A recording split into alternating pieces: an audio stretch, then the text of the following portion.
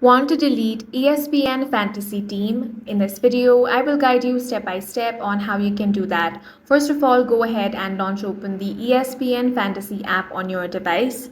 Make sure to log into your account. Now you want to head over to the football tab. Here you want to find the league where you want to delete the team. Now go ahead and select My Team option. Once you get here, select the Leagues tab. Now you will find different options here. Go ahead and select League Manager Tools.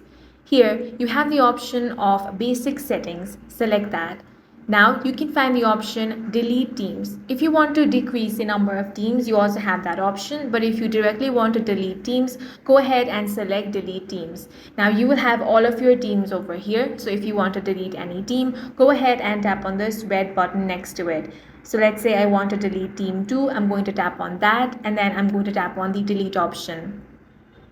Now you can do the same for other teams as well, and this is how you can easily delete ESPN Fantasy Team. If you found this video useful, make sure to hit the like button and subscribe for more videos like this.